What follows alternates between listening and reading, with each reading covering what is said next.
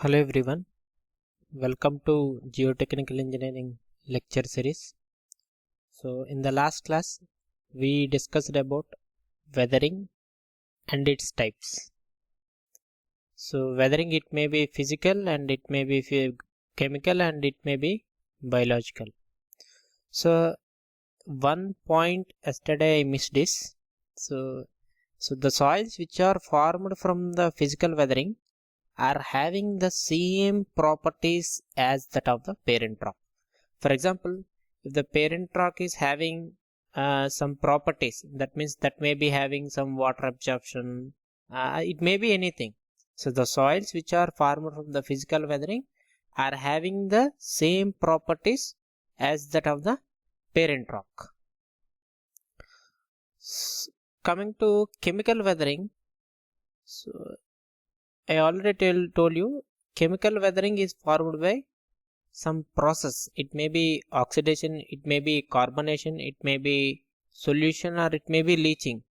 So due to this difference in the type of process, the soils which are formed from the chemical weathering are not having the same properties as that of the parent rock. That means parent rock properties are different and the soils which are formed from chemical weathering are properties are different. That means parent rock is having different properties and child rock is having different properties. So that is the major difference between the physical weathering and chemical weathering. Chemical weathering, the soils which are formed from the physical weathering are having the same properties as that of the parent rock, but in chemical weathering the parent rock as well as the child rock are having different properties. That is one of the major difference. And coming to today's lecture, a residual soil and transported soil. What is its difference? So the difference is simple. So the soils which remains at the location of its formation. For example, if this is a parent rock,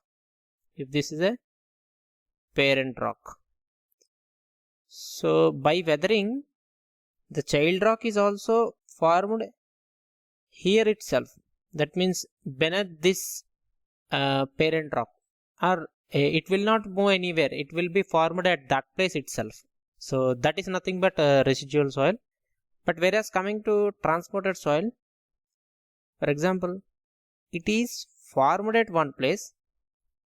That means it is formed at one place, formation is here, but it will be deposited at some other place.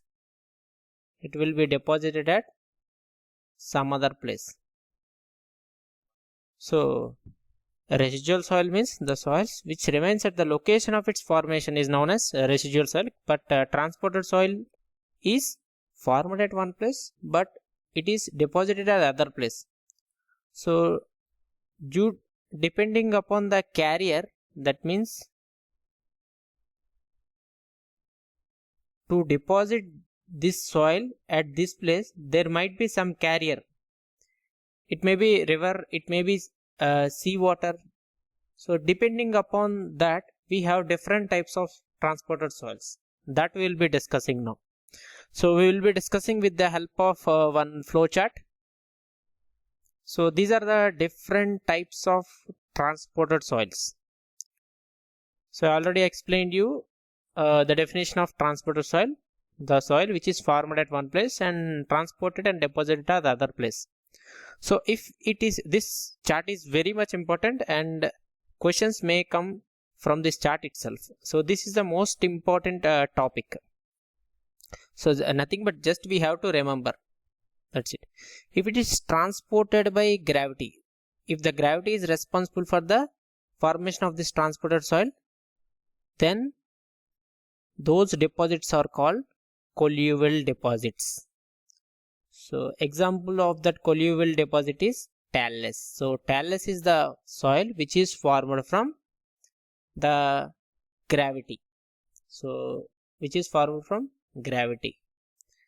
So similarly, if it is the transporting agency is glaciers, then those are called glacial deposits.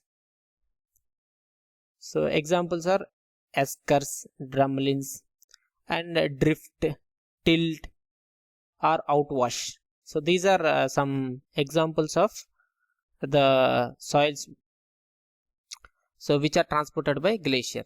For example, if it is transported by water, so if it is a fresh water, or it may be sea water. If it is sea water, then it is called marine deposit. Example, marl, marine clay or marl.